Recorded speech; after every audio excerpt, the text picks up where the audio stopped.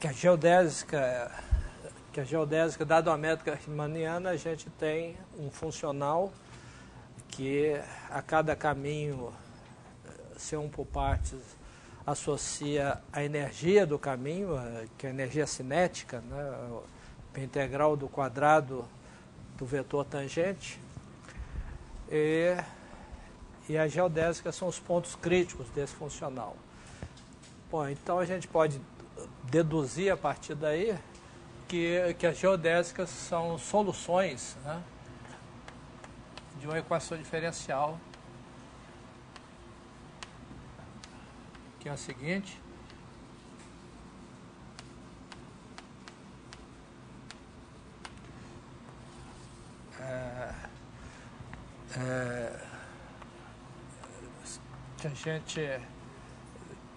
se a gente chama gama de t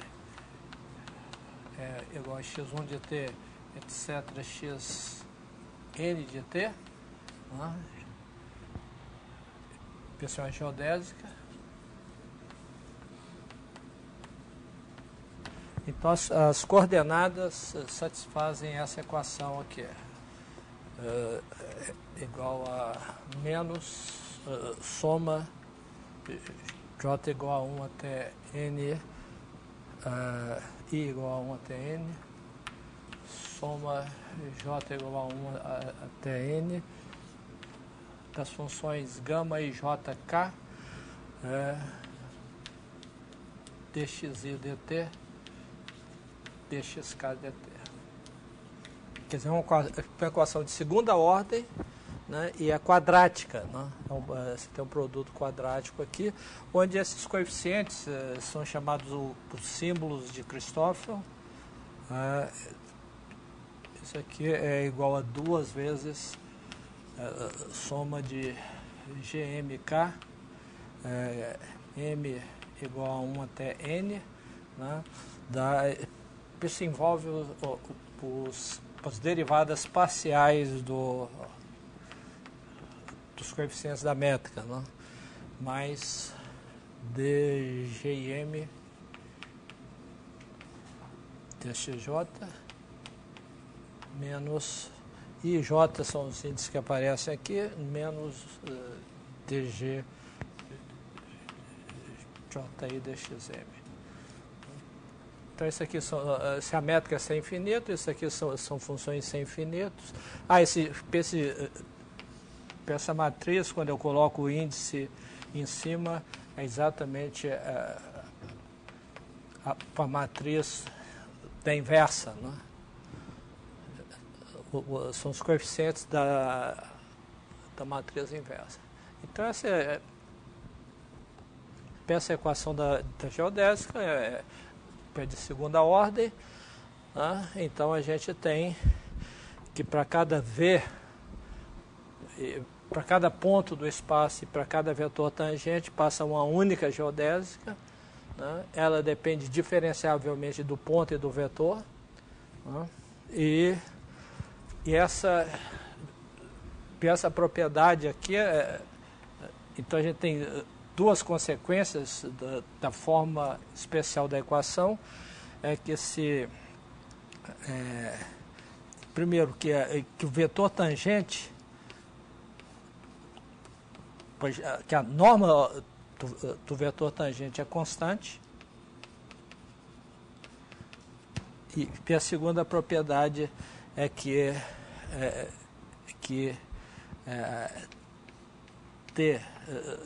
se a gente reparametriza, faz uma mudança linear no parâmetro t, isso aqui também é geodésica, definido no correspondente domínio, né? Ok? Então a gente pode sempre nós definimos então com aplicação exponencial, né? Que a gente agora pode escrever como um teorema na variedade, que se a gente tem M com variedade riemanniana,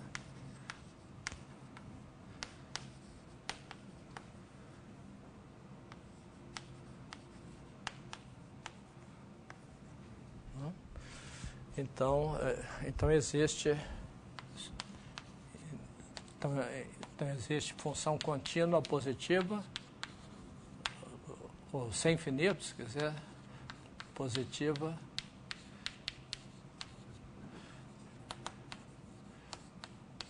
epsilon de MR, né? Ok? Tal que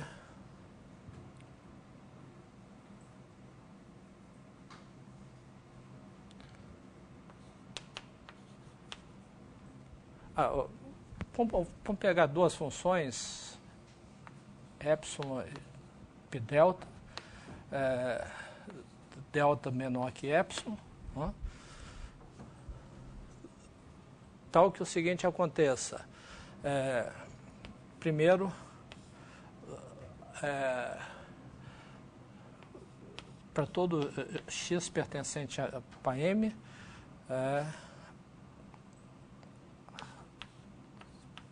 para exponencial do ponto x, né, definido na bola de 0 pi raio epsilon x, contido no espaço tangente para M no ponto x, tomando valores em M, né, é um dífio sem infinito sobre uma vizinhança de x. Ok? Quer dizer, para cada x, com aplicação exponencial, onde essa aplicação exponencial, né, aplicada com vetor tangente v, é igual para gama de 1, isso é por definição, onde gama é a geodésica com gama de 0 igual a x e gama linha de 0 igual a v. É a única geodésica tangente a v, e ela está definido em menos 2, 2, se esse epsilon é suficientemente pequeno, né, por causa dessa propriedade, né, e essa aplicação é um difeomorfismo, portanto, uma carta local tem uma vizinhança de x.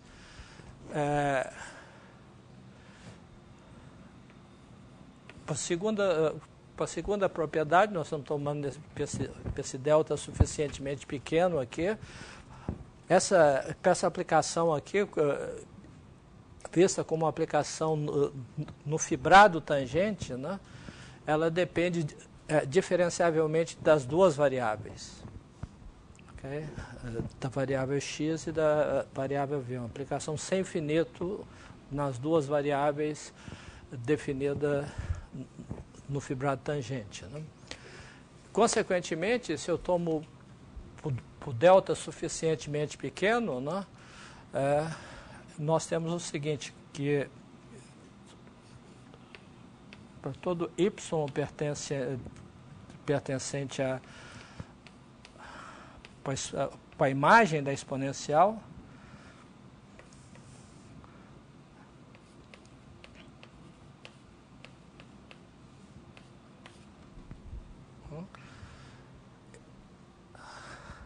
para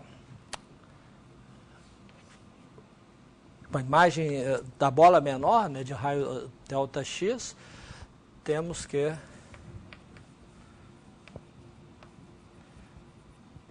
é exponencial no ponto y da bola de centro 0 pi raio epsilon de y, o mesmo epsilon calculado no y, contém para exponencial no ponto x da bola de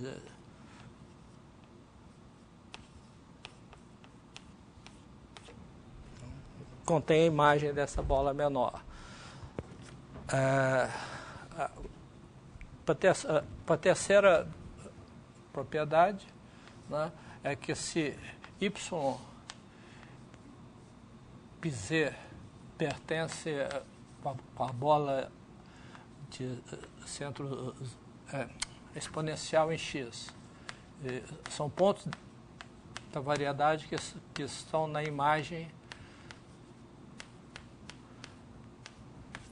dessa bola, dessa vizinhança, desse domínio da carta local, né? Dessa bola menor, e pz é exponencial em y de v, né? Ok? Por z é p exponencial de y, então para aplicar t vai exponencial de y de tv, né? T igual a 0, então a gente tem um ponto y, t igual a 1, a gente tem um ponto z, é minimizante. Quer dizer, isso aqui é uma curva que... Então a ideia é o seguinte: a gente tem um ponto x aqui, né? A gente tem duas vizinhanças de x, isso aqui você pega uma geodésica aqui, esse comprimento é delta de x, esse aqui é epsilon de x, né? O que a gente está dizendo é que se a gente pega y e z aqui, né, a gente pega a geodésica que une o y a z, existe peça geodésica, e esse arco da geodésica entre y e z, se y e z estão nessa bola, ele está contido na bola, portanto a bola é convexa, e mais ainda, qualquer outra curva que une esses dois pontos aqui, o comprimento dessa curva é menor que essa geodésica, e é igual somente se a curva é uma reparametrização da geodésica. Quer dizer, isso aqui é que significa minimizante, né? Quer dizer, então esse teorema é uma consequência desse fato local, né, que localmente a geodésica é a solução dessa equação, onde essas funções aqui são sem infinito, né? Isso tem essas propriedades e a diferenciabilidade das soluções com respeito às condições iniciais implica tudo isso aqui. O fato que isso aqui é um dífio é simplesmente o teorema da função inversa, né, que a geodésica, que é derivada da aplicação exponencial no zero, é exatamente a identidade, né? Então isso aí é... Bom, esse teorema está provado nas notas aí, mas eu não vou provar aqui, e também com isso não é, de fato, a demonstração, de fato, não é relevante para o resto do curso, né? Para as aplicações que nós vamos fazer desse fato, né? Então essa última parte aqui está dizendo que essa vizinhança aqui, que é a imagem da bola de delta x, é uma vizinhança geodesicamente convexa, né? Quer dizer, a exponencial de x da bola de centro zero pi raio delta x do espaço tangente. Então, uma vizinhança geodesicamente convexa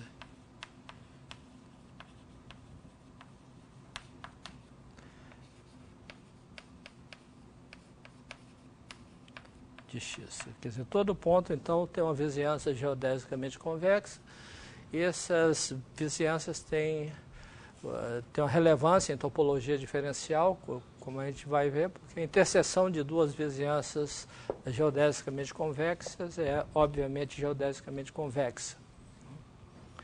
E isso implica que essa vizinhança é contrátil. Isso é que a aplicação identidade é homotópica ou é uma aplicação constante. A gente pode simplesmente fazer homotopia puxando ao longo das geodésicas. Ok. Então a gente tem esse resultado que nós vamos agora mostrar algumas aplicações. Bom, a primeira aplicação que a gente vai ser importante para a gente no futuro vai depender da seguinte definição. CFG,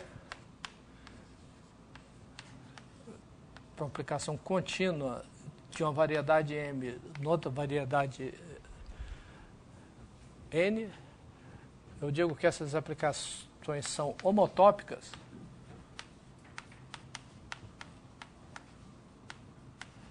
se existe uma aplicação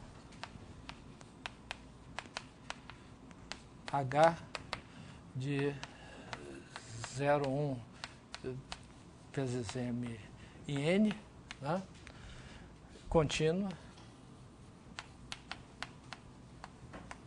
tal que H de 0x igual a f de x e H de 1x igual a g de x. Isso a gente tem aqui, para cada t pertencente a 0,1, né, a gente tem uma família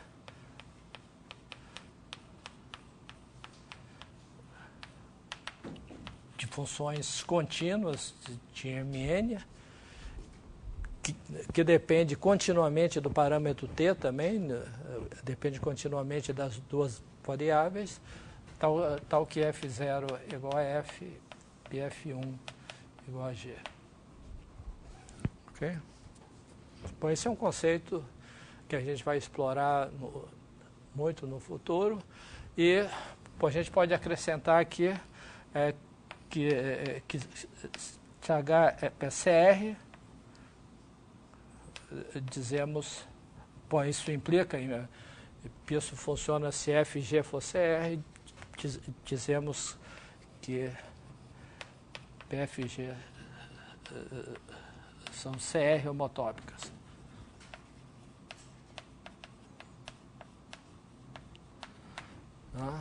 Então isso aí é uma relação de equivalência. E a proposição imediata é que homotopia é uma relação de equivalência.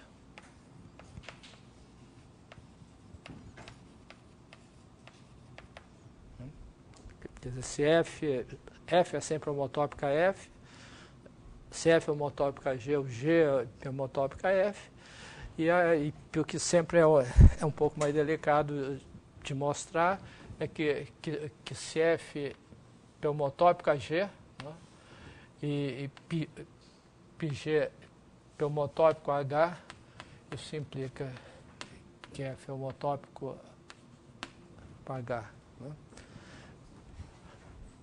Bom, isso é simples de mostrar quando a homotopia é contínua. Se a gente quer mostrar que a homotopia CR é uma relação de equivalência, a gente tem que trabalhar um pouquinho. A gente pega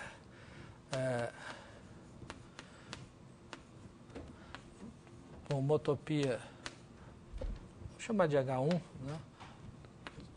Homotopia entre F e G, né? PH2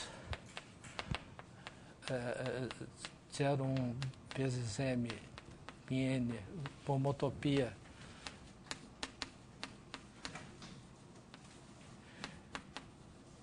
entre G e H, né? Agora a gente quer construir uma homotopia CR entre F e H. Né? Bom, a ideia é que a gente colar essas duas homotopias. Né? Como a gente quer diferenciabilidade, a gente tem um pequeno problema no bordo. Então, ao invés de usar essas duas homotopias, vamos modificar um pouquinho. Né? Essa homotopia, definindo uma nova homotopia como sendo alfa de Tx. Onde esse alfa, né, que tem uma aplicação de 0,1 em 0,1, né, que é constantemente igual a 0, constantemente igual a 1 aqui, e agora a gente, né, esse aqui é o alfa. O alfa é constante igual a 0 numa vizinhança de 0 e constante igual a 1 numa vizinhança de... E tomou H tilde 2 de Tx, a mesma coisa. H1, né? H2 de alfa de Tx. Né? Ok? Bom, então agora simplesmente a gente define o H de Tx, que é uma homotopia que a gente quer entre F e H, é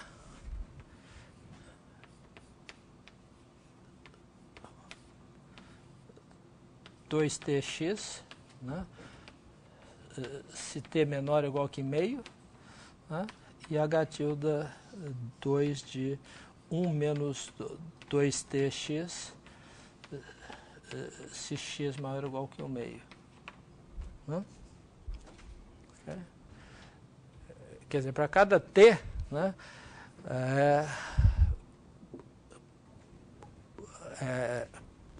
para T menor ou igual que 1 meio, isso aqui vai de 0 a 1. Né, para T igual a 1 meio, né, eu tenho que a função é identicamente igual a g de x numa vizinhança de T igual a 1 meio. Né. E aqui também, isso aqui é identicamente igual a g de x numa vizinhança de T igual a 1 meio, porque T igual a 1 meio, isso aqui dá 0. Né, ok? E, portanto, ela emenda bem, né, no meio, porque ela é constantemente igual a g de x, para ter próximo de 1 meio, então é constante. Então essa é a aplicação CR, e para t igual a 0, nós temos o f de x, e para t igual a 1, né, não, 2t menos 1, né,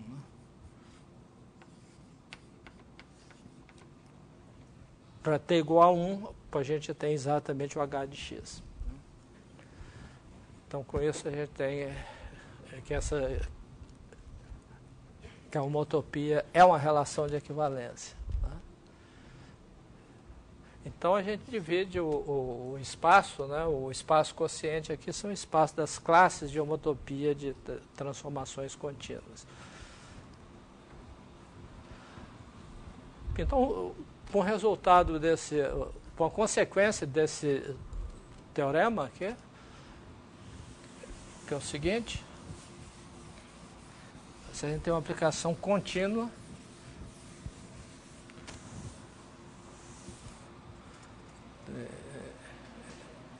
então o corolário é que a gente tem F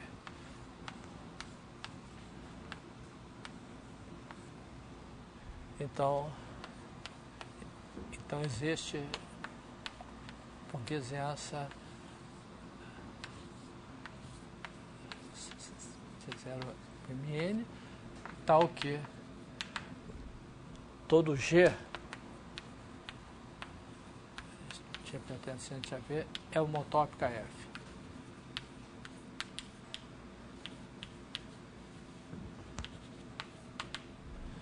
Essa é a primeira coisa. E a segunda coisa, esse G e H pertence a essa vizinhança são CR. Então, GH são CR homotópicos.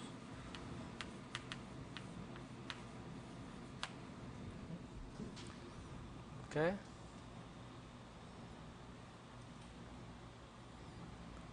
Bom, basta usar esse teorema aqui, né? Então,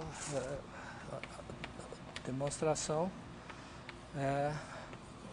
tomamos por V, como o G pertencente a C0 de Mn, tal que a distância, né, de f de x para g de x, para cada x é menor que delta de x. Podia ser, ou epsilon, tanto faz. Para que tanto faz? A distância é menor que delta de x. Ok? Tá certo? Bom, agora a gente quer construir uma homotopia, né? Se o g de x está a coisa está essa distância g, então g de x, né, é igual a exponencial no ponto x de um vetor v de x. Né? Onde esse v de x pertence a tm no ponto x, e a norma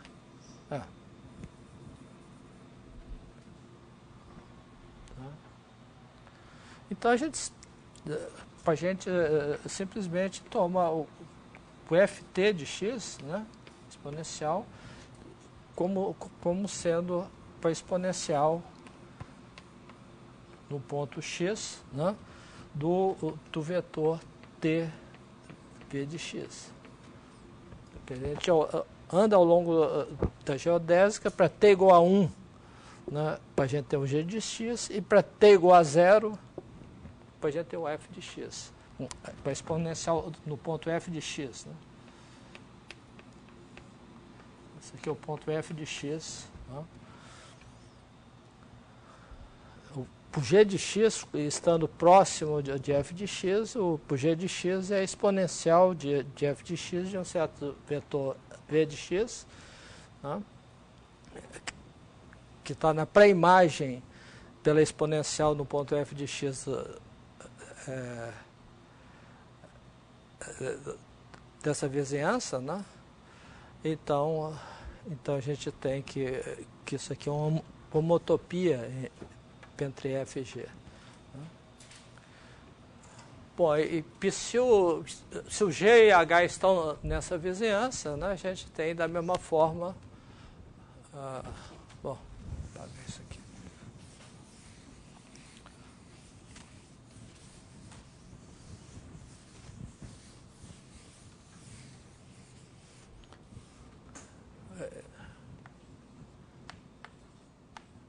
Pertence a essa vizinhança interseção CR, né, de Mn, são funções CR. Novamente a gente tem que H de x, né, para cada ponto é o exponencial do ponto g de x de um certo vetor w de x, onde w de x pertence ao espaço tangente para m no ponto g de x. Né? E simplesmente a gente toma agora para a família pft de x é igual a exponencial no ponto g de x de t w de x. Isso é uma utopia. Agora, como HSR, né, esse W ele depende diferenciavelmente, é um campo CR, né, PCR, e, portanto, isso aqui é uma aplicação CR. Né? Então, uma utopia CR entre F e G. Né? Então, a aplicação exponencial permite a gente fazer essas homotopias entre transformações que estejam C0 próximas, né? A gente simplesmente caminha, faz homotopia caminhando ao longo da geodésica que une f de x com g de x. Ok? Então, isso é uma aplicação importante que nós vamos usar. Nós vamos construir mais tarde alguns invariantes, né, de funções que são invariantes por homotopia, né? Então, isso vai ser importante na análise desses invariantes.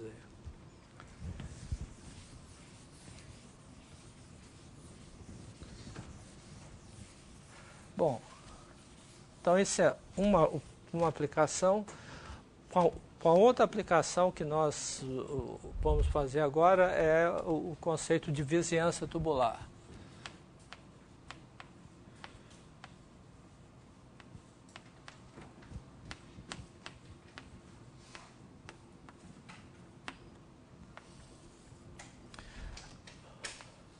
Bom, vamos tomar M a variedade.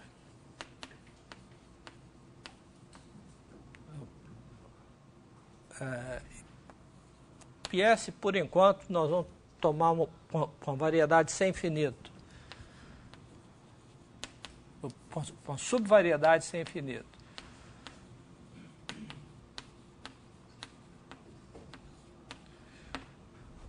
O que nós vamos construir agora é uma vizinhança de S e M que vai ser bem comportada, num certo sentido. Quer dizer, a gente vai ter um controle dessa vizinhança muito bom.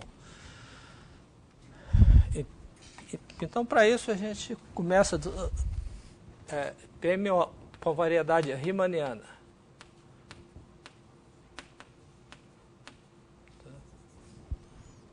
Quer dizer, então, uma métrica riemanniana em M, nós vamos usar essa métrica para construir uma vizinhança bem comportada de uma subvariedade.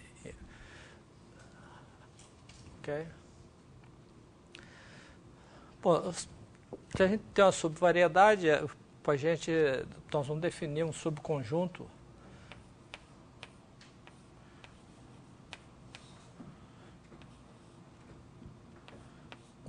um subconjunto do espaço tangente a M, né, que é constituído, né, que é definido como o conjunto dos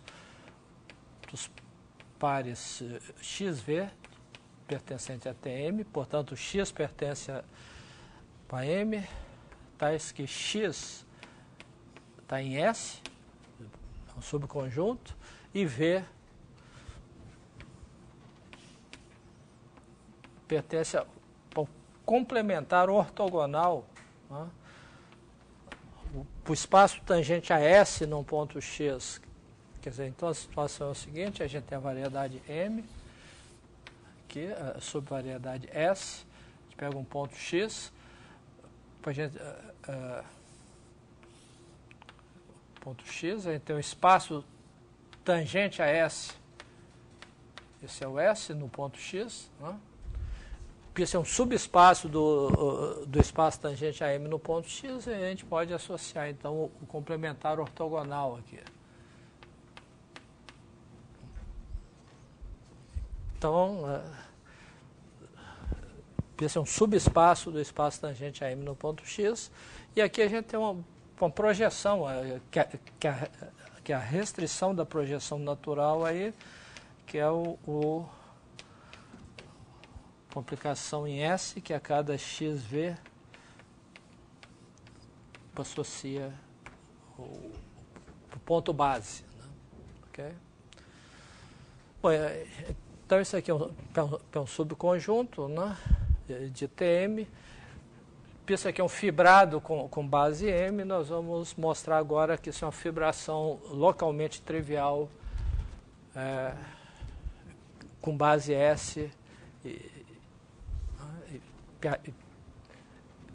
πfibra Rm menos S. Esse aqui tem dimensão S. Esse aqui tem dimensão SM. Então, nós vamos provar que localmente, né, isso aqui é um produto de um aberto de RS por Rn menos S. Então, a primeira proposição agora que a gente vai mostrar é que esse conjunto é uma subvariedade que é de fato uma fibração. Então, proposição.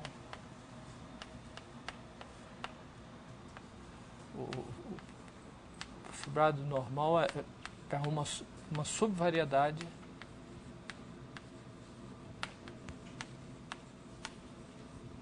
de M, de Tm, do fibrado tangente, e π de NS em S. Então, uma fibração localmente trivial.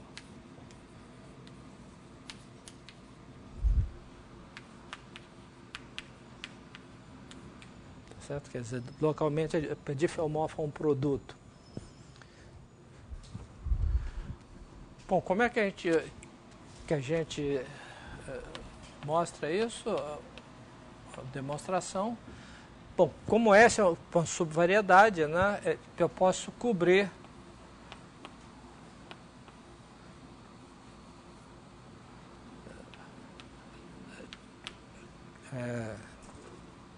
φ, posso cobrir, né, por cartas locais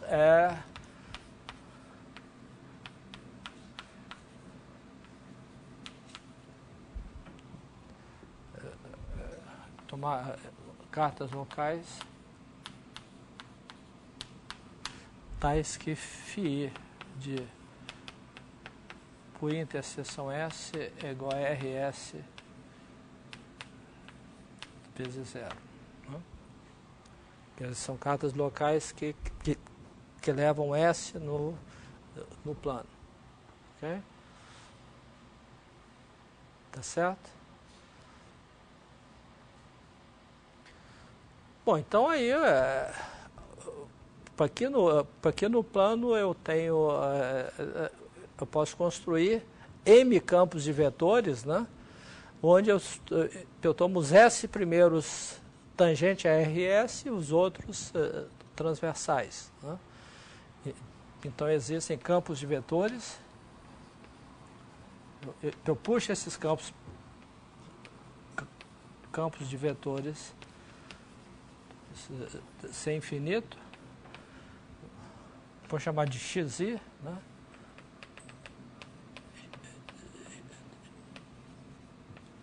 Tem o i, em cada uma dessas regiões, né? Tais que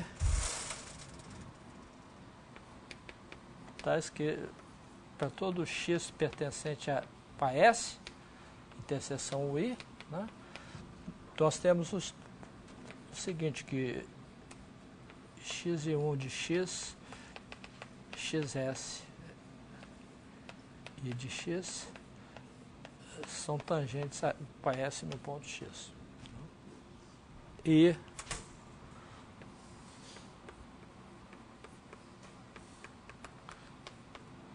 tem um i aqui, né? Xm de x com a base de tmx. Simplesmente eu pego os campos básicos, que as primeiras coordenadas,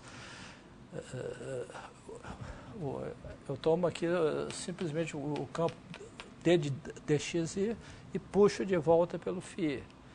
Então os S primeiro campos são tangentes a S, porque eles vêm do campo IRS, e os outros tudo formam uma base de tmx. Né? Ok? Então existe esse campo sem infinito nessa vizinhança. Então agora eu quero modificar. Eu tenho a métrica riemanniana, esses campos são todos não nulos aí, né, porque formam a base. E eu tenho a métrica riemanniana, então eu posso construir outros pontos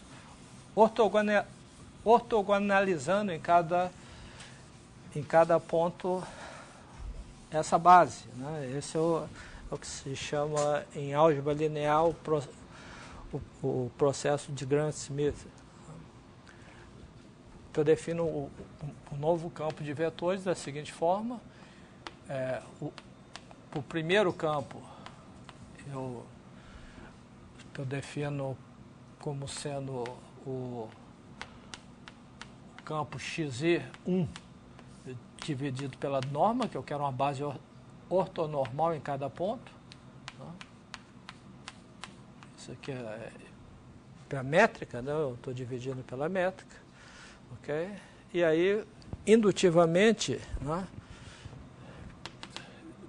eu defino o jésimo campo, né, okay, como sendo, né,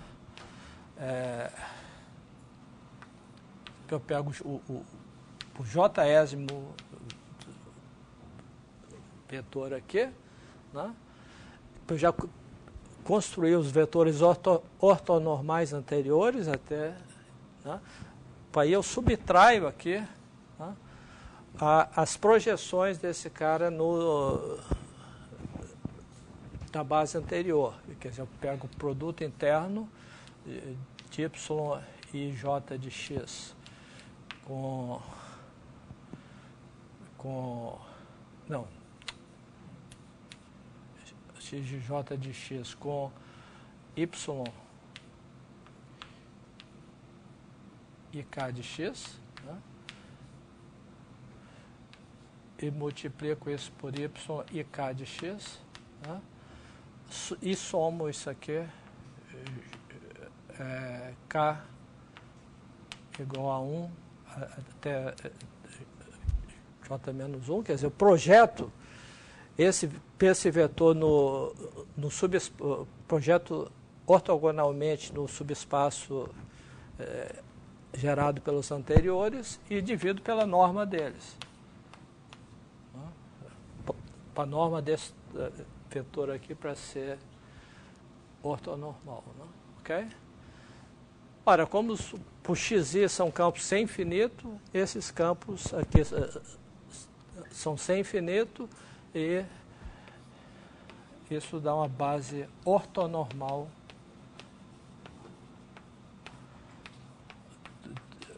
do espaço tangente a M no ponto X e os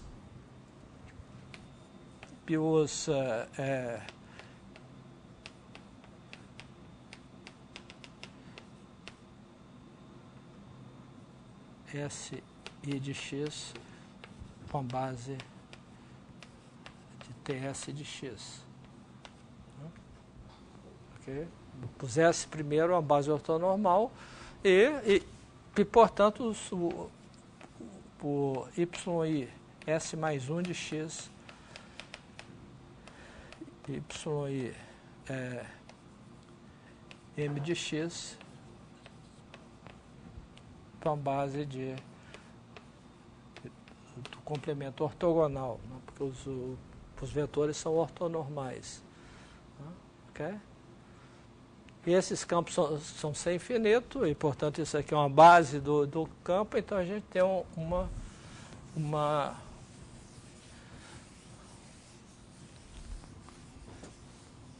difeomorfismo, né? que é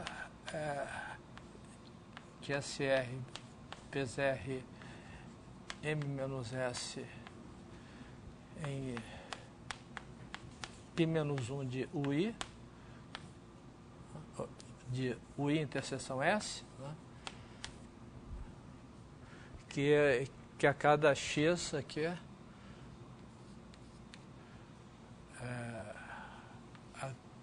cada V associa o quê? Associa a soma, né, de a jésima coordenada com y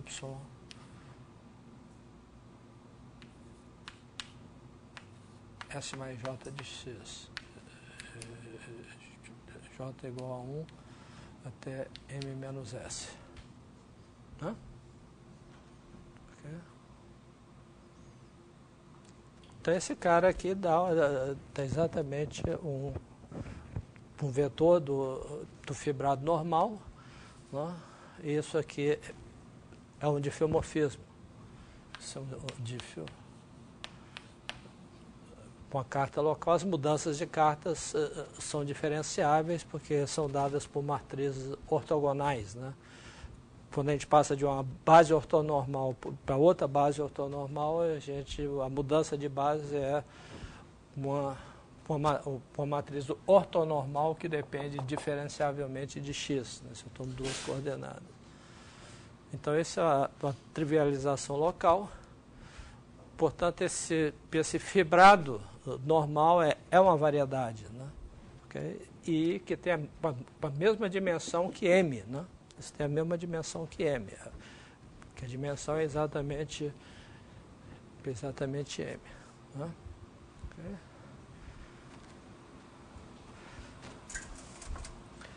Bom, então a gente pode a gente ter o seguinte teorema. Para simplificar a prova, eu vou mostrar no caso compacto, mas o caso não compacto é análogo também.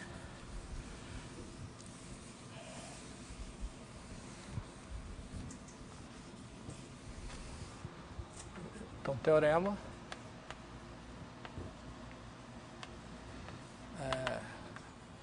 tomar S contido em M, subvariedade compacta,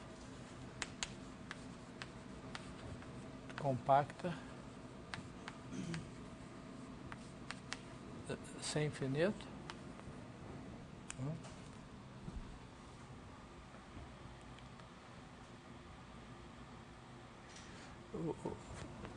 Vamos considerar com a inclusão de S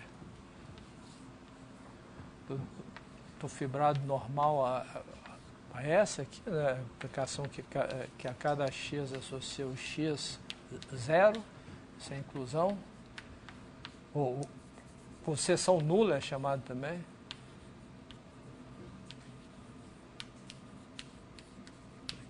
Que é uma aplicação de classe sem infinito, né?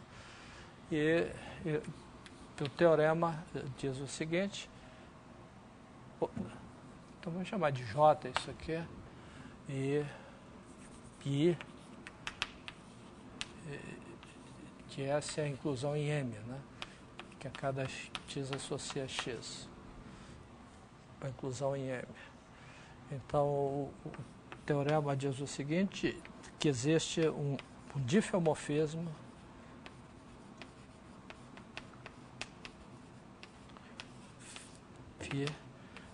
do fibrado normal a N, para S, N de S,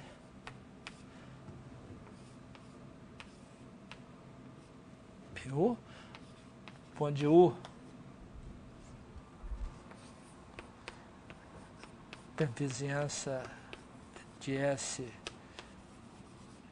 em M, tal que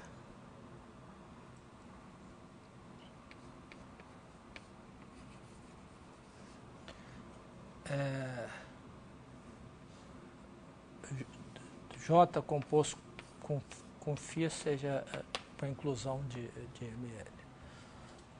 Que ela leva a seção nula aqui, que é a imagem de S leva exatamente em S, né? Pela identidade. Né? Quer dizer, o J vem para cá, composto com φ é a mesma coisa de I. Okay? Quer dizer, então essa vizinhança é diffeomorfa para esse fibrado normal.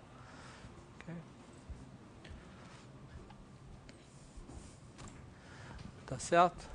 Bom, para provar esse teorema, nós vamos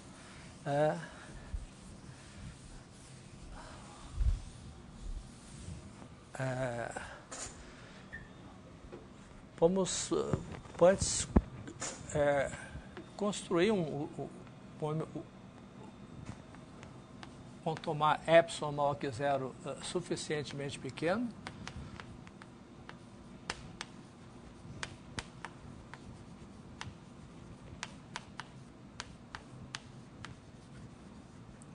Daqui a pouco a gente vai ver quão pequeno ele vai ser, né? E vamos tomar n epsilon de S, né? O conjunto dos x V pertencente ao fibrado normal, onde o V no ponto X é menor que epsilon.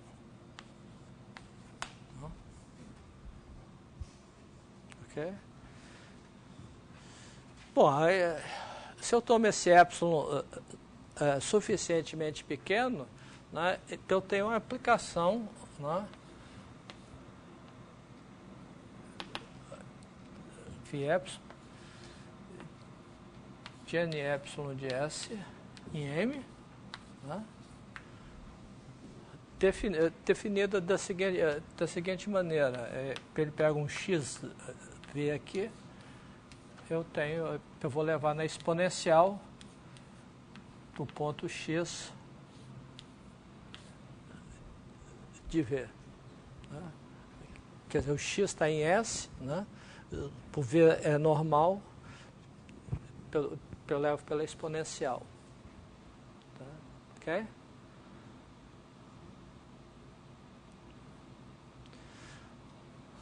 Bom, o que eu quero provar é que se epsilon é suficientemente pequeno, isso aí é um diffeomorfismo sobre uma vizinhança. Né? Que ele cobre uma vizinhança a gente já sabe, né? Porque para exponencial. Né? Bom, como é que a gente prova que algo é um diffeomorfismo? Bom, a primeira coisa que a gente tem que provar que é um diffeomorfismo local. Né? E depois que é bionívoco. Primeiro, phi epsilon é diff local. Bom, isso aí se epsilon é suficientemente pequeno. Tá? Bom, isso aí o que é? Isso é o teorema da função inversa. Né? Okay? Tá? Qual que é a derivada de phi epsilon no ponto x0?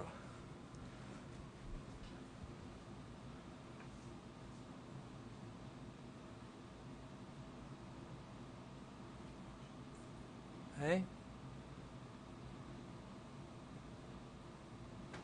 Bom, localmente isso aqui tem... isso é um fibrado, né? O espaço tangente aqui para NS tem uma parte que é tangente a S, né? PSX e a outra parte é o fibrado normal. Esse é o espaço tangente aqui. Né? Ok?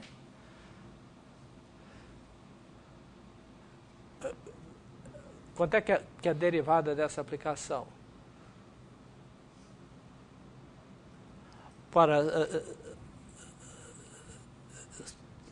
Se eu pego uma curva contida em S, quanto é que vale a imagem dessa curva?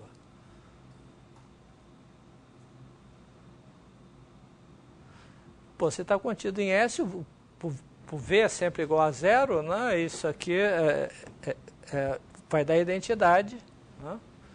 E portanto,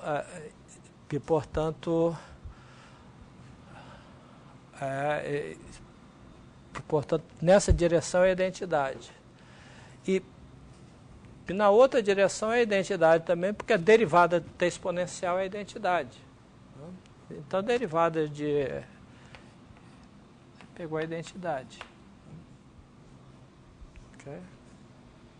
Quando a gente identifica o espaço tangente aí com a soma direta desses dois subespaços e, analogamente, o espaço tangente a M é a soma direta desses dois. Então, com essa identificação, a gente tem que a derivada P é identidade e, portanto φ epsilon P é diff local.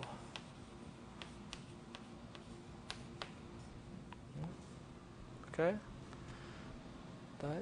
Bom, e como o M é compacto, a gente pode cobrir isso por um número finito de vizinhanças, onde ele é um diff local, e tomar o epsilon, o menor desses epsilon. Então, para epsilon suficientemente pequeno, isso aqui é um diff local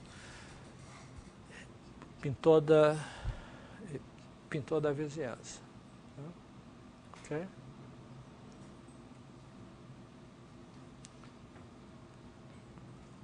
Em particular, se é um diff local, ele é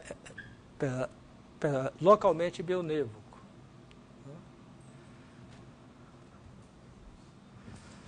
Okay. Então, a gente tem que provar que epsilon suficientemente pequeno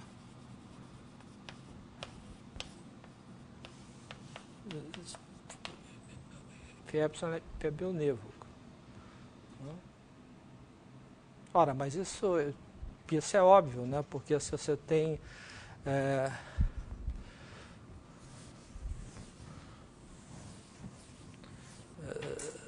a gente tem os pontos, isso é a continuidade da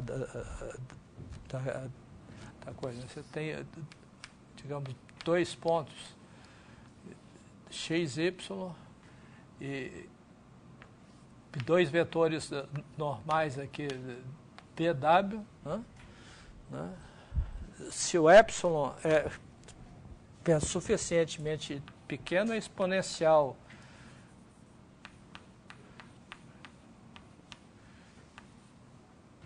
Isso aqui é diferente da exponencial y de w. Se esses pontos estão suficientemente afastados, né?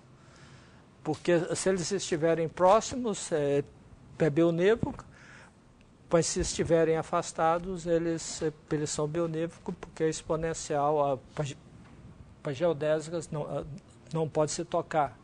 Né? Ok? E aí a gente está feito.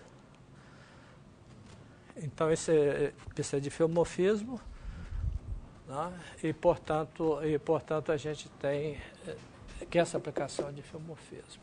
Né? Ok? Ora, mas essa aplicação... Então, agora eu passo a observar que a gente tem um difeomorfismo, né?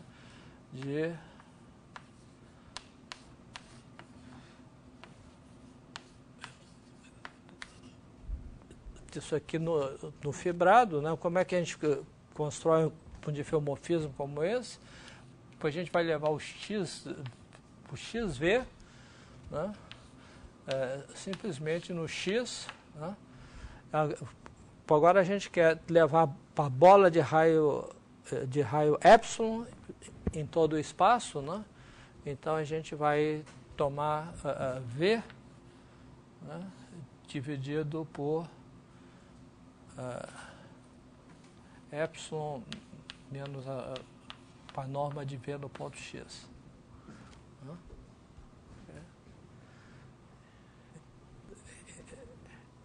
Então isso está levando para a bola de raio epsilon aqui, né? E isso vai em todo o espaço. Porque quando eu aproximo de epsilon, isso aqui, né? Isso leva as retas em retas, né? E quando eu aproximo de epsilon, isso vai para infinito aqui, portanto dá toda a reta. Então isso é um difeomorfismo. Essa aplicação é evidentemente um difeomorfismo, né? Então a inversa é diferenciável. Né? E então a gente tem compondo com a inversa desse difeomorfismo, a gente obtém esse difeomorfismo φ aqui. Portanto, a gente tem uma vizinhança tubular, né? que é difeomorfo a esse produto. Quer dizer, em particular, essa vizinhança, a gente tem uma projeção, né, dessa vizinhança em S. A gente pode projetar toda a vizinhança em S, simplesmente vindo para cá e projetando em S pela... Ok? Bom, esse resultado ele se estende para variedades. A observação é que, essencialmente, a mesma prova, né, com pequeno cuidado, vale para variedades mergulhadas não compactas. Né? Então, primeira observação. Então, a primeira observação vale para S mergulhada. Né? Então, basta que na prova aqui, ao invés de tomar esse epsilon constante, a gente vai tomar o epsilon função que pode decair, né, quando a gente vai para o infinito. Ok? Basta começar com n epsilon de S, né, onde epsilon agora, ao invés de ser uma coisa, é uma função de S em R+. Uma função positiva que a gente vai poder diminuir na vontade quando a gente vai para o infinito para construir o fato de ser bionívoca e também um dífio local. Né? Para cada ponto a gente tem um dífio local, mas com a escolha adequada de epsilon, mas quando a gente muda o ponto, a gente vai... esse epsilon vai variando com o ponto, e para ser bionívoca também a gente vai precisar fazer esse epsilon bem pequeno quando a gente está indo para o infinito. Mas isso aqui também, pela mesma fórmula aqui, que isso é difeomorfo a N de S. Okay. E a segunda observação aqui é se S é CR mais 1, com R maior ou igual que 1, né? Então, isso implica que φ é PC1, PCR. Aqui a gente precisa que a gente tenha pelo menos C2, né? Por quê? Porque se uma aplicação se a subvariedade é PCR mais 1, o fibrado normal é CR, porque a gente já perde uma direção, né, tomando a tangente. Né? A tangente é CR menos 1, portanto o fibrado normal é apenas CR. E se a gente quer usar o teorema da função inversa, a gente precisa que S seja pelo menos C2. Okay? Essa é a mesma prova. Né? Terceira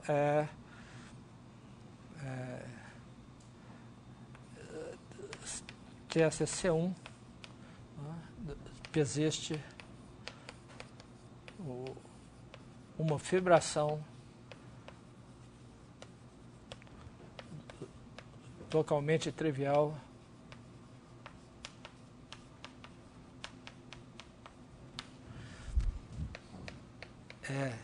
em S, né? E pdífios C1 phi de E.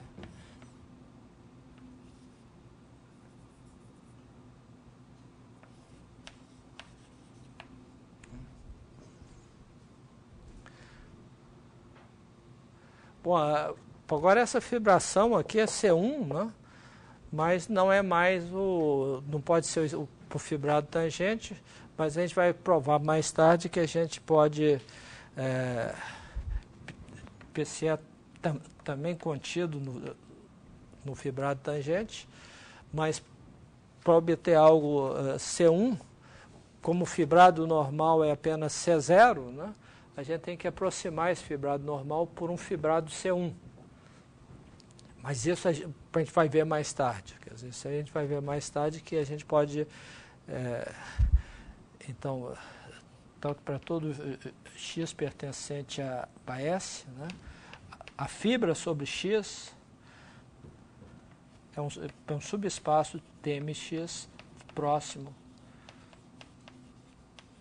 C0 próximo ao fibrado normal. Quer dizer, a gente vai pegar essa fibra e perturbar um pouco, de modo que isso aqui varie de classe C1, né, com o campo.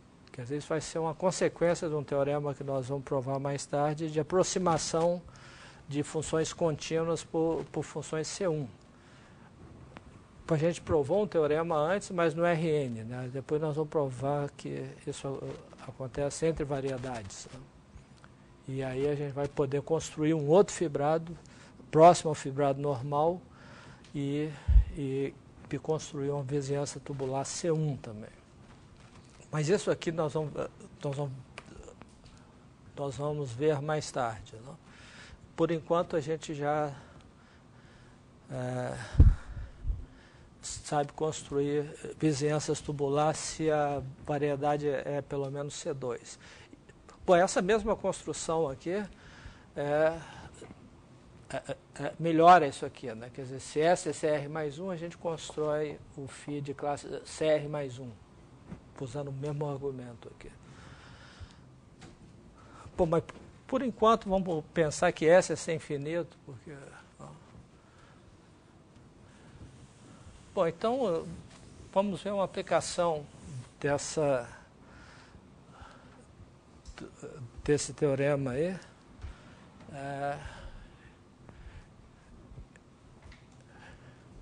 Um corolário disso seria o seguinte: seja PS de M uma subvariedade sem infinito. Vamos pensar sem infinito para simplificar. Então existe a conclusão que existe uma métrica riemanniana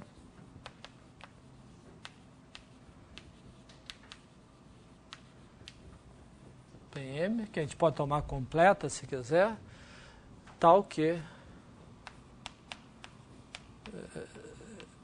se X pertence para S e P pertence tangente a S no ponto X, então a geodésica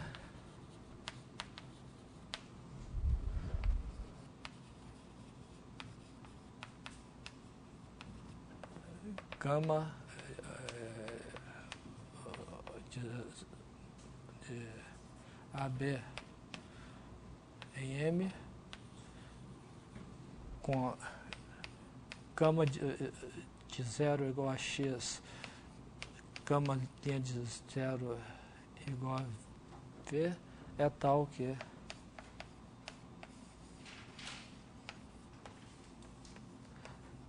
sua imagem está inteiramente contida em S. Tá? Quer dizer, isso aí é uma métrica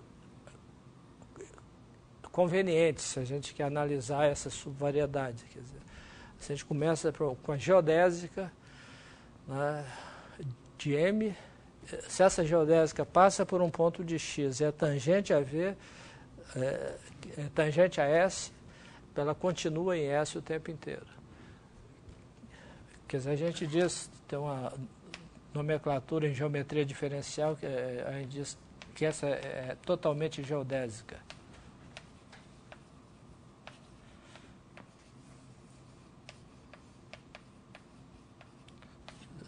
Ela tem essa propriedade. Ok?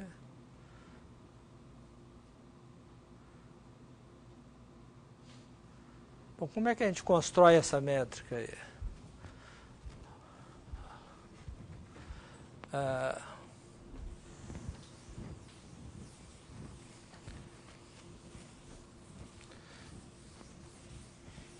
Bom, vamos começar com aplicações, com observações gerais aí, né, sobre métrica.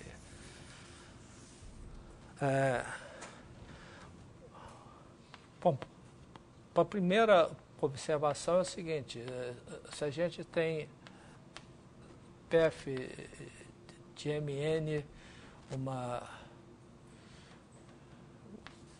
um diff local,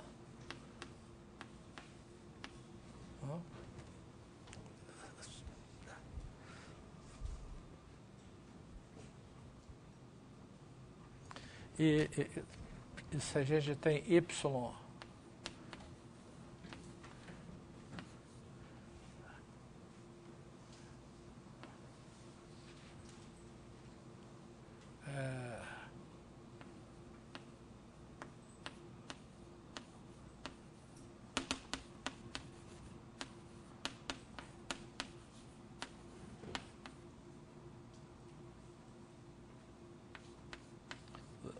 você tem uma métrica riemanniana,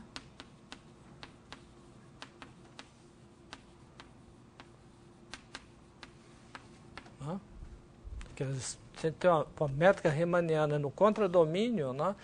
A gente, que eu vou denotar por G, a gente pode definir uma métrica riemanniana, que eu vou chamar de F estrela de G no domínio, né? Definido da seguinte maneira: para cada x pertencente a M, né, nós vamos denotar uma linha aqui, tá? Tm de x vezes Tm de x. E R definida da seguinte maneira: se eu pego VW, é igual, por definição, né, o produto interno no contradomínio da derivada de F no ponto X aplicada a V, derivada de F no ponto X aplicada a W, no ponto F de X. Que é o produto interno desses dois vetores aqui, eu simplesmente levo pelo diffeomorfismo local, né, pelo isomorfismo. Isso aqui é um isomorfismo. Então, isso aqui esse sendo produto interno, esse aqui é um produto interno em X também. Então, é uma métrica riemanniana. Então, dado um diffeomorfismo local, a gente tem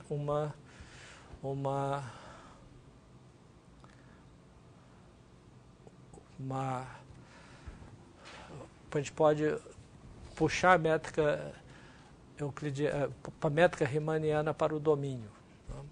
Então, essa é a primeira observação. A segunda observação é o seguinte: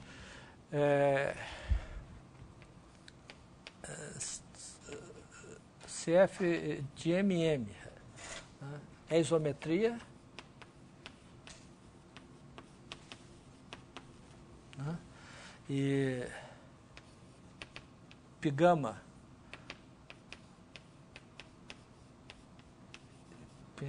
é geodésica,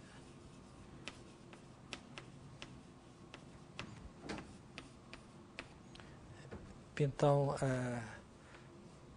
PF composto com gama de 0,1 em M é geodésica. Quer dizer, com isometria, quer dizer, uma aplicação que preserva a métrica riemanniana, ela tem que levar geodésica em geodésicas. Okay? Tá certo? Porque o funcional energia se transforma no funcional energia do outro. Quer dizer, então, isso aqui é uma consequência imediata da definição, né? Ok. Então, agora,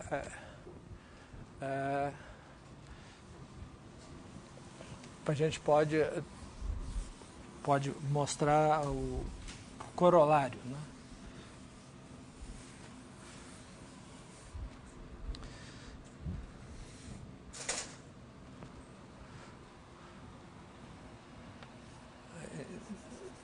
Então, demonstração, a gente quer construir uma métrica riemanniana em M, né, tal que S seja totalmente geodésica, né?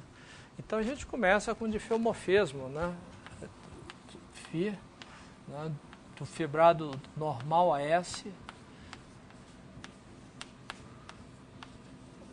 com a vizinhança tubular.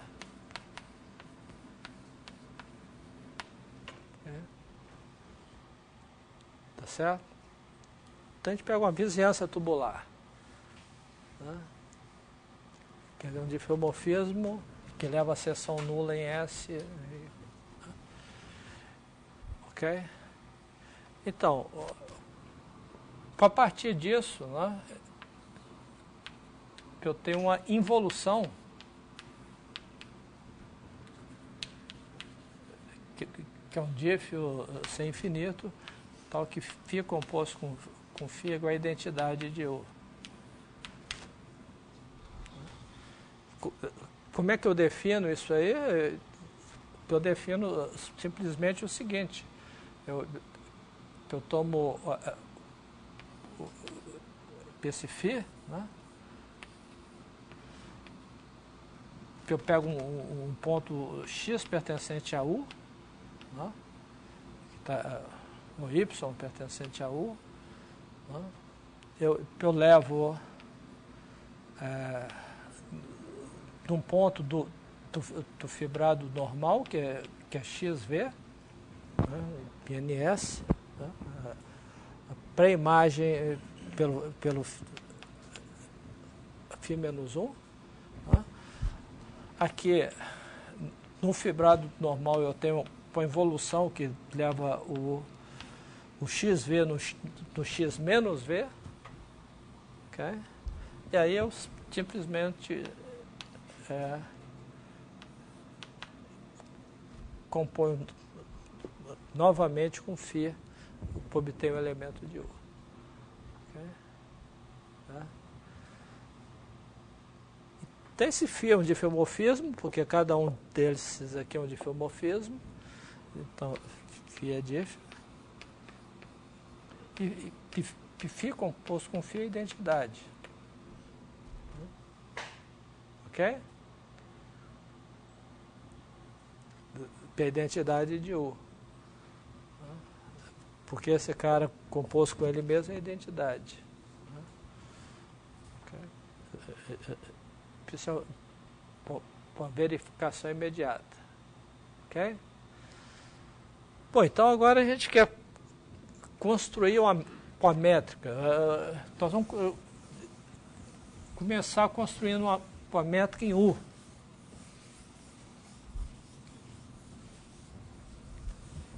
Então vamos chamar de G, a métrica riemanniana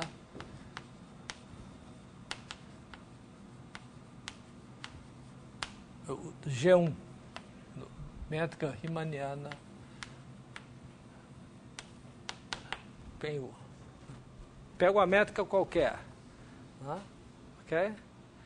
E agora vamos chamar de G2, né? O φ estrela de G1. Eu tomo o pullback dessa métrica pelo diffeomorfismo φ. Aí nós temos outra métrica, né? Então agora a gente pode definir uma terceira métrica que é, digamos, a soma das duas. Okay? Ora, mas isso aqui é igual, né? Oh, não precisa de um meio. Isso aqui é igual a G1 mais φ estrela de G1. Né? Ok? Ora, como é que é o pullback desse cara aqui? Φ estrela de G que é o φ estrela de G? É φ estrela de G1 mais φ estrela de G1, que é novamente igual a G, porque isso aqui é identidade. Ok? Então φ é isometria.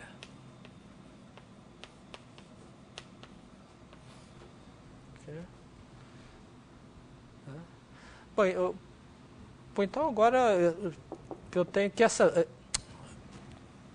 métrica G em U, ela satisfaz a propriedade que a gente quer. Tá?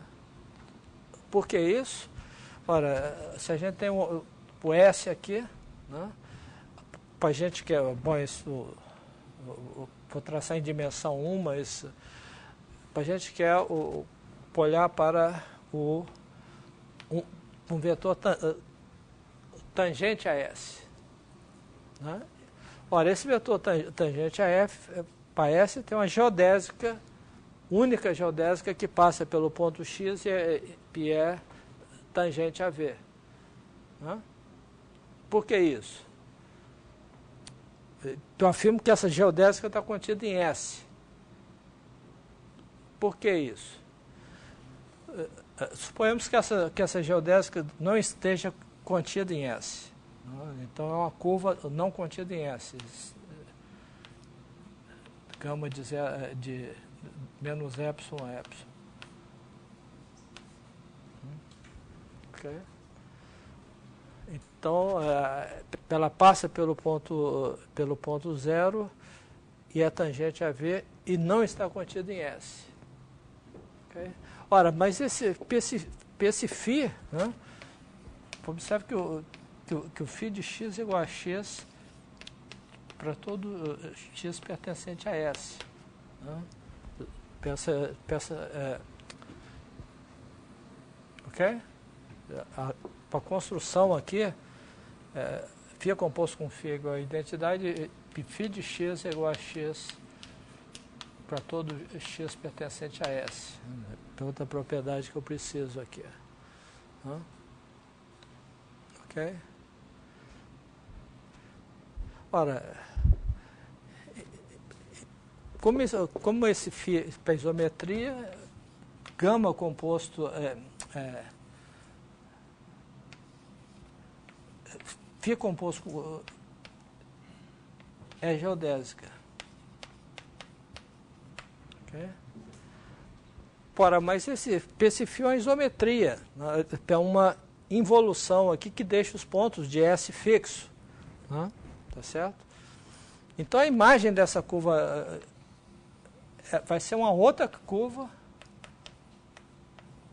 né, que é tangente para V nesse ponto, né, e é outra curva porque nós não estamos contidos em S. Então a gente tem duas geodésicas, né, que passam pelo mesmo ponto e tangente ao mesmo vetor. Isso contraria o teorema de unicidade de geodésicas.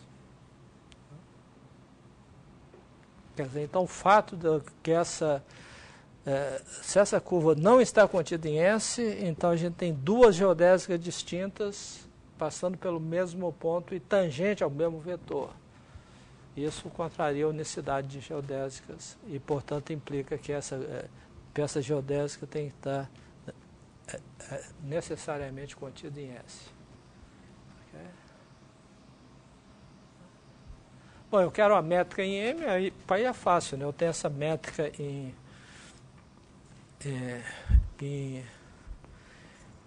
U, né? Eu simplesmente tomo uma função, tomo outra métrica, né? Qualquer em M, que a gente sabe que existe, né? Eu tomo uma métrica qualquer em M, né? E tomo lambda de MR, PM em 0,1, tal que lambda que é igual a zero fora de vizinhança de S, né? Em vizinhança de zero.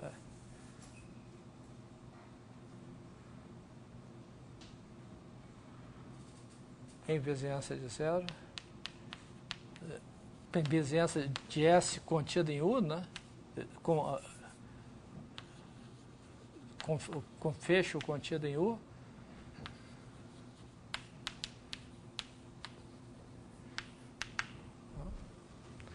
Aí eu tomo a métrica G tilde como sendo 1 menos lambda G mais lambda G3. Isso aí que dá uma métrica em M que coincide com G numa vizinhança de S. E, portanto, a geodésica dessa métrica está contida em S. Então, isso é uma propriedade bastante útil que nós vamos usar mais tarde. Quer dizer, a gente sempre pode encontrar uma métrica especial, a métrica riemanniana especial, tal que essa subvariedade seja geodesicamente... deixa eu ver o que mais que eu quero falar aqui.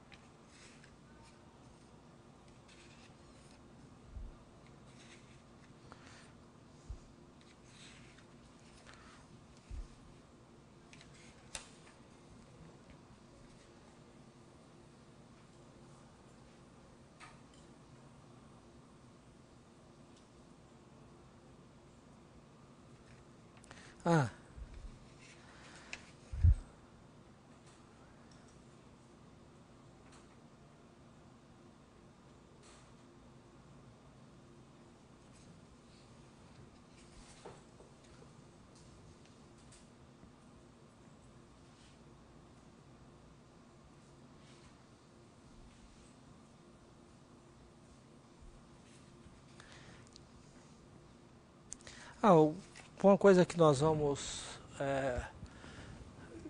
considerar mais tarde aí, que vai ser importante, pelo conceito de função própria, né?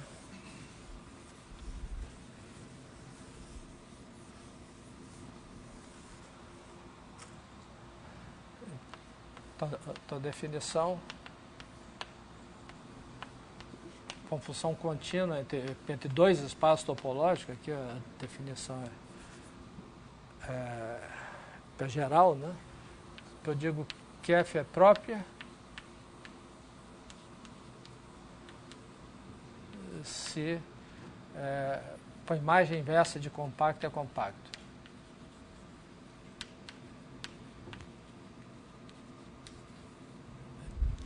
De compacto é compacto.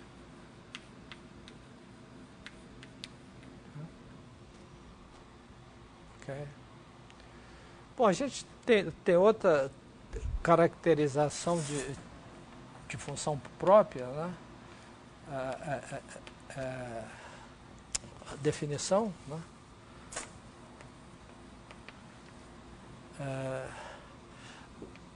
Você pega uma sequência de pontos de uma variedade M, né?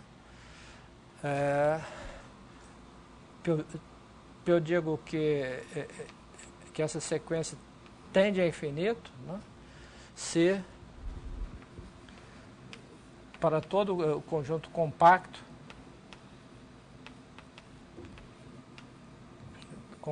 K contido em M, existe um N0 pertencente a N, tal que Xn não pertence a K para todo N maior ou igual que N0. Quer dizer, uma sequência tende a infinito se ela escapa de todos os compactos. Posição é definição geral. É claro que, primeiro, toda aplicação contínua, né, é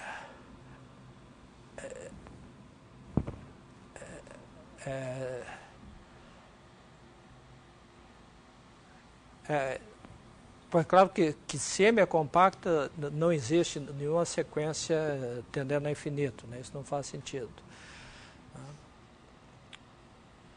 Ok. Então N é própria, com outra caracterização, né?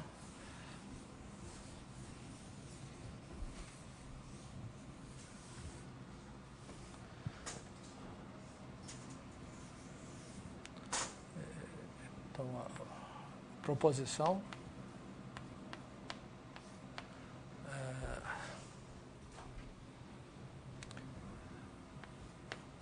PF T0 de Mn é própria se somente se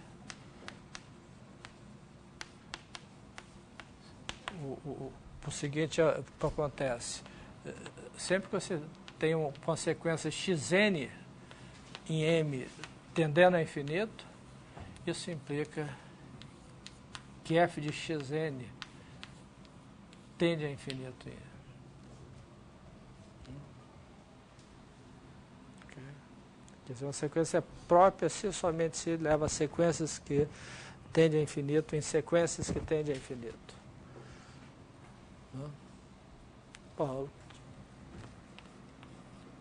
Para demonstração é óbvio, né? Bom, para que a gente pode tomar, por exemplo, M como sendo a união de compactos.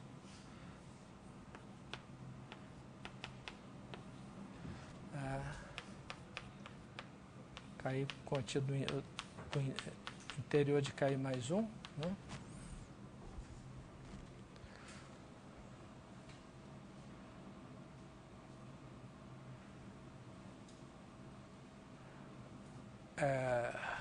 Bom, vamos supor que F não é própria.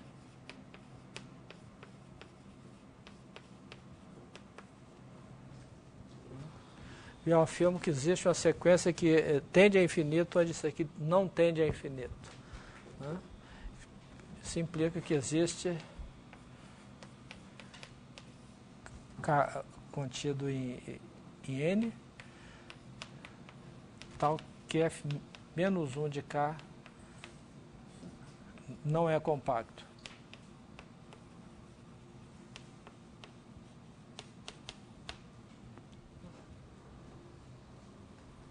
Ok?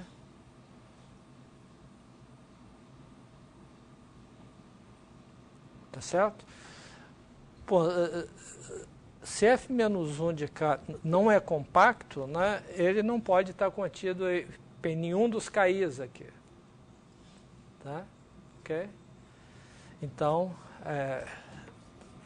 para todo I, né, a gente tem que F menos 1 de K não está contido em KI. O que implica que existe um XI que não pertence a KI, tá? Tal que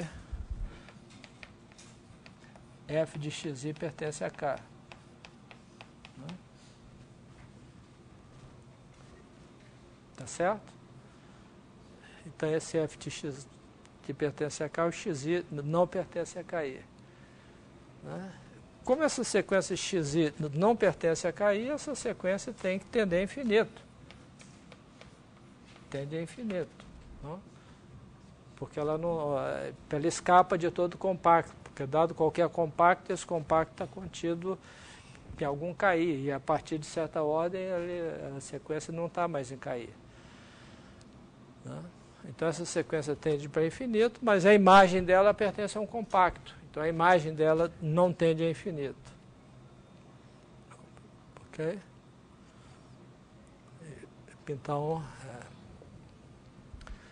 Então, a pré-imagem de um compacto, se ela satisfaz essa propriedade, a pré-imagem de todo compacto é um compacto, logo a aplicação é própria. Né? Okay. E vice-versa, né? Que às vezes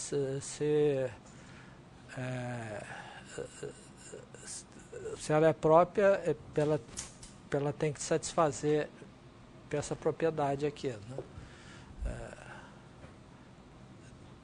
Tá certo? Por que isso?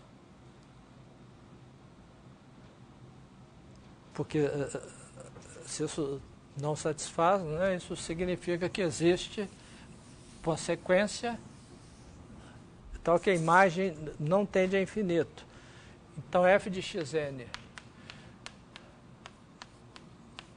não tende a infinito implica que existe um compacto K tal que f de xn pertence a K para todo N. Né? Ou por N maior ou igual que N0. Né? Ora, como isso é uma sequência, um compacto, ela tem uma subsequência convergente. Então a gente pode supor, passando uma subsequência, que isso aí converge para X. Né?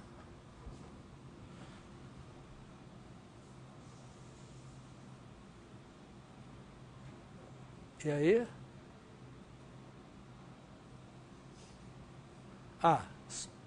Que agora a gente quer provar que isso aí, que essa aplicação não é compacta, não é própria. Né? Okay? Ora, mas nós estamos aqui, variedade, a gente toma V com a vizinhança compacta de X.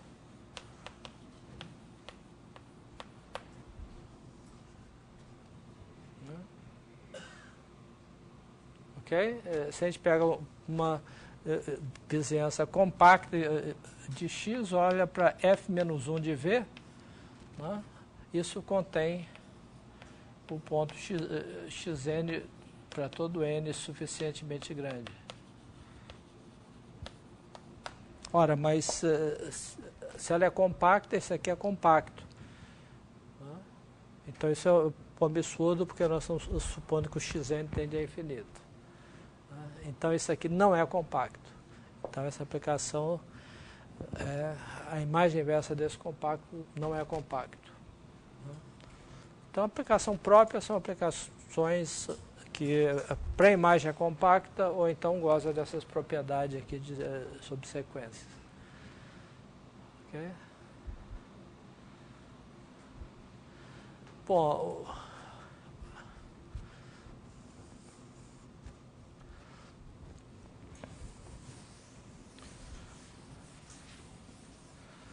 por exemplo, de aplicação própria no RN por exemplo, a gente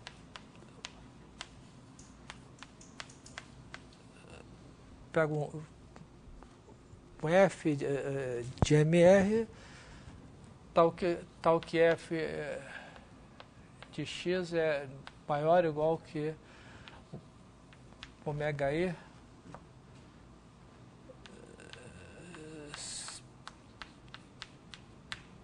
se X não pertence para esse KI e que ômega I tende a infinito. Né?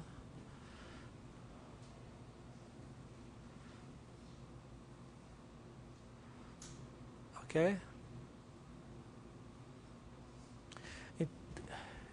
Então, isso implica que F é próprio.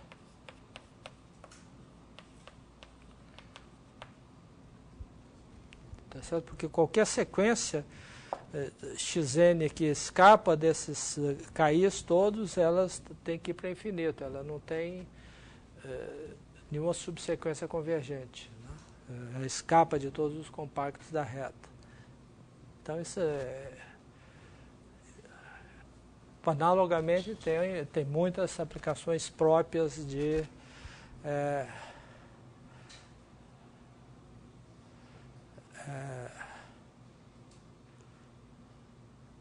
de MR. Bom, a proposição, não, é que se R de MN CF pertence a T0 de MN é própria,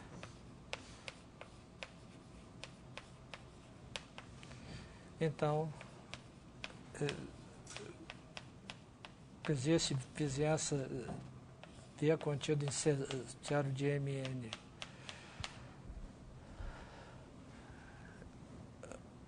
de F, tal que todo G pertencente a V é própria e GH pertencente a V são homotópicas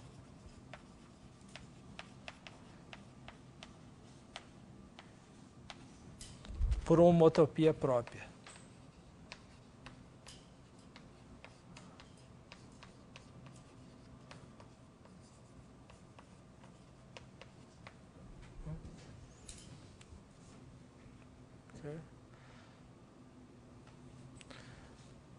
Bom, então aí a gente simplesmente toma essa vizinhança, né? Toma uma função epsilon que tende para zero no infinito, né? Toma epsilon de n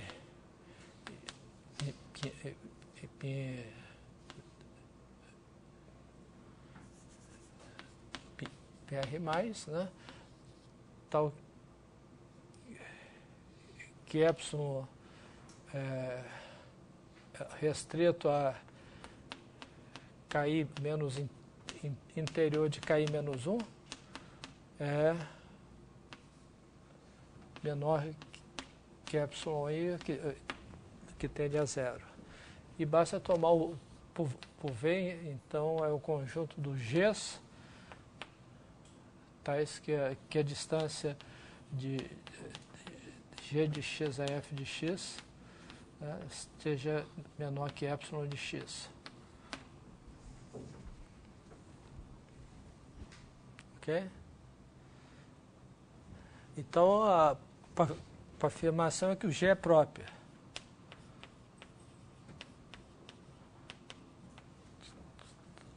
Porque a gente toma uma sequência xn tendendo a infinito. A gente quer mostrar que o G de, a gente quer mostrar, né, que o G de xn tende a infinito. Então a gente suponha que não.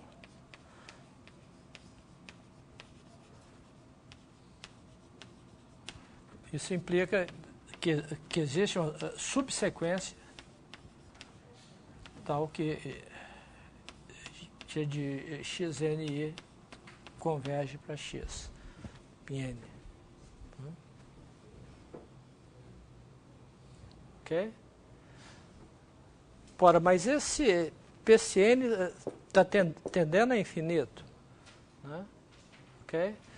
Logo a distância de f de xni G de xni, né? Como isso está escapando de todos os compactos, em particular fica fora desse compacto, isso aqui tende a zero.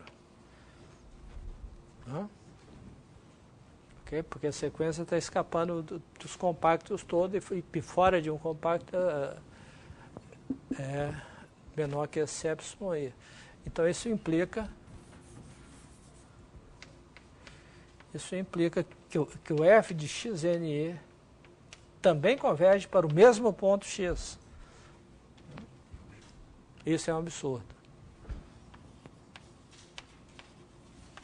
Porque essa sequência tende a infinito, então a imagem tem que tender a infinito. Então é um absurdo. Então, analogamente, a gente mostra que